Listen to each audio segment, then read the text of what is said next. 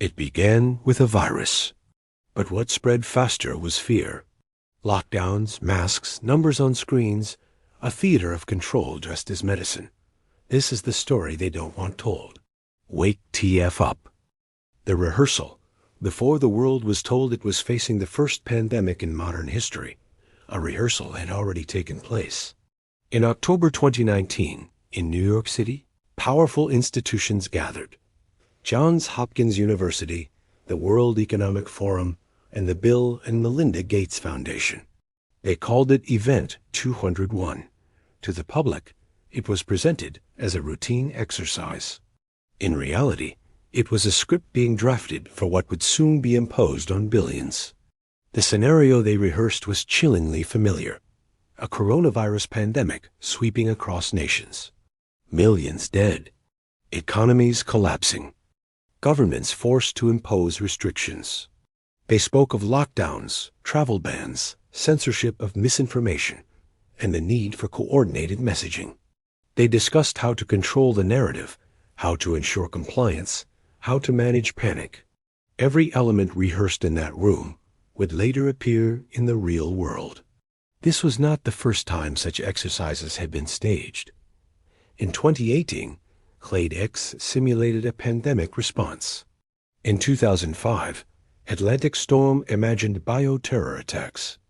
Each drill carried the same themes: fear, control, centralization of authority. But Event 201 was different. It was specific. It named coronavirus. It mapped the exact measures that would later be imposed. And it was timed just months before the world was told it was living through the first pandemic of our age. The first time humanity had been locked down together, globally, in unison. The participants were not ordinary academics. They represented global finance, health agencies, media conglomerates, and corporate giants.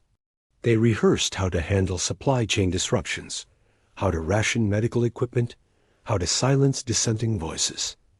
They rehearsed the choreography of fear. And when the curtain rose in early 2020, governments and institutions followed the script almost word for word. The rehearsal was not hidden. The footage was public, the transcripts available. Yet few paid attention. Why would they? Exercises like these had been staged before. But this time, the timing was uncanny. Within weeks of Event 201, reports of a novel coronavirus emerged from Wuhan. The rehearsal became reality.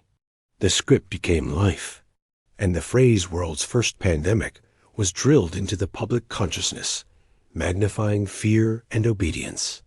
The rehearsal, the language of inevitability, had already been seeded. It's not a matter of if, but when. We must prepare for the next pandemic. These phrases had been repeated for years, conditioning the public to accept that a global health crisis was unavoidable. When the headlines finally screamed coronavirus, the ground was prepared. Fear had been planted long before the first case was reported. And when the WHO declared a pandemic on March 11, 2020, the framing was clear.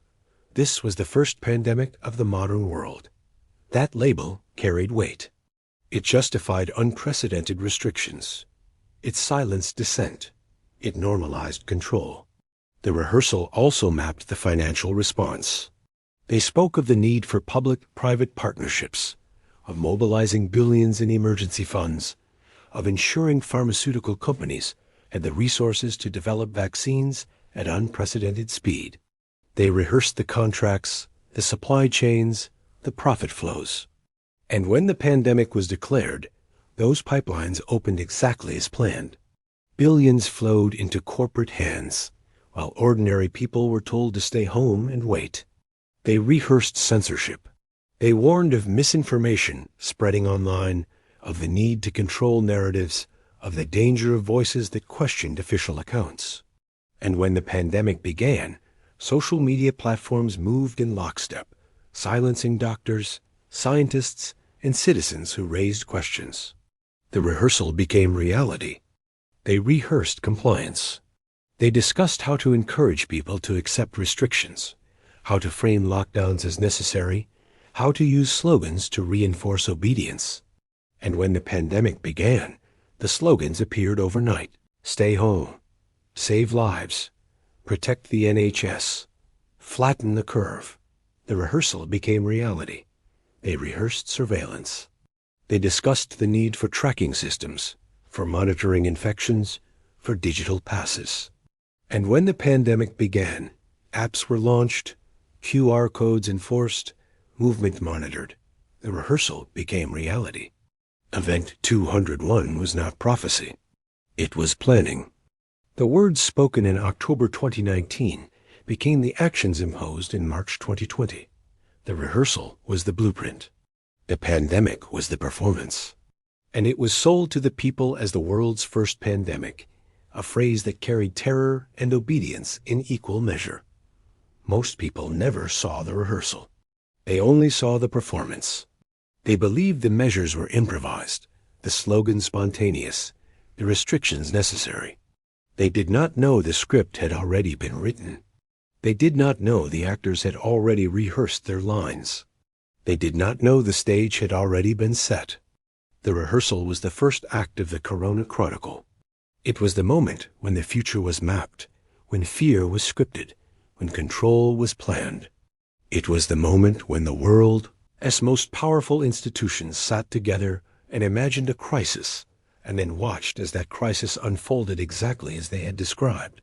And it was the moment when humanity was told it was living through the world's first pandemic, a phrase that justified everything that followed the naming. The moment the word coronavirus entered the headlines, the world changed. December 2019, reports emerged from Wuhan of a novel coronavirus. At first, it was a local story clusters of pneumonia, a city under watch. But within weeks, the word was everywhere. Newspapers, television, radio, online feeds, all repeating the same term until it became unavoidable. The naming was deliberate. Once the word was spoken, it carried power. It was not just a virus. It was a brand of fear. By January 30th, 2020, the World Health Organization declared a public health emergency of international concern. That phrase alone was enough to trigger alarm across nations. Then, on March 11th, 2020, the WHO declared what they called the world's first pandemic of the modern age. That declaration was historic. Never before had humanity been locked down together, globally, in unison. The phrase first pandemic was repeated endlessly, magnifying the sense of unprecedented danger. It was the justification for measures that had never been imposed before. The naming was not neutral. It was amplified by media saturation. Every headline screamed coronavirus. Every broadcast repeated the word. Every press conference reinforced it. The repetition conditioned the public. Fear was not just in the numbers. It was in the language. By calling it the world's first pandemic, institutions framed it as something historic, something that demanded obedience. The phrase itself became a weapon. The naming also shaped perception of origins. Wuhan was presented as the epicenter, the place where the virus emerged. Images of deserted streets, masked citizens, and overwhelmed hospitals were broadcast globally. The framing was clear. This was the source, and it was spreading fast. The narrative of origin carried weight. It created distance. It started there, but it will reach here. Fear was magnified by geography. The virus was invisible, but the naming made it feel omnipresent. The naming was reinforced by authority. Politicians stood at podiums, repeating the word coronavirus. Health officials spoke of exponential spread. Experts warned of millions of deaths. The word was repeated until it became the only word that mattered. Other illnesses disappeared from headlines. Other crises faded. The world was told to focus on one word, one threat, one narrative. The naming narrowed perception, erasing context, magnifying fear. The naming was accompanied by slogans. Flatten the curve, stay home, save lives, protect the NHS. These phrases were repeated alongside the word coronavirus. embedding obedience into language. The slogans were simple, memorable, and constant. They conditioned behavior. They turned fear into compliance. The naming was not just about identifying a virus. It was about scripting a response. The naming also erased nuance. Coronaviruses had existed for decades. They were a known category of viruses. But this one was framed as the coronavirus, the singular threat, the unprecedented danger. The naming created a sense of uniqueness, of inevitability. It was not just another virus, it was the virus. The framing magnified fear by stripping away context. The word became absolute. The naming carried psychological weight. By declaring it the world's first pandemic, institutions created a sense of history. People were told they were living through something unprecedented, something that would define their lives. The phrase justified restrictions, silenced dissent, normalized control. It was not just a medical term, it was a political tool. The naming turned a virus into a global event, a justification for measures that reshaped society. The naming also silenced grief. Families who lost loved ones were told they could not gather, could not hold funerals, could not show respect. The justification was always the same. The world's first pandemic. The phrase was used to deny dignity, to criminalize mourning, to enforce isolation. The naming was not just about fear, it was about control. It stripped humanity of rituals, of closure, of respect. The naming was repeated until it became identity. People no longer spoke of pneumonia, of respiratory illness, of seasonal flu. They spoke only of coronavirus. The word defined the era. It shaped conversations, decisions, and lives. It was repeated in schools, workplaces, homes. It became unavoidable. The naming saturated reality. The naming was the second act of the Corona Chronicle. It was the moment when language became weapon, when repetition became conditioning, when fear was magnified through words. It was the moment when the world was told it was living through the first pandemic of our age, a phrase that justified everything that followed. The naming was not just about identifying a virus. It was about scripting obedience, silencing grief, and normalizing control. This was never just about a virus. It was about ritualized obedience, the fog of substitution, and the theater of control. Every taped floor, every shifting rule, every televised number was a signal. You are being conditioned. But signals can be inverted. We can burn away the fog, expose the contradictions, and reclaim sovereignty.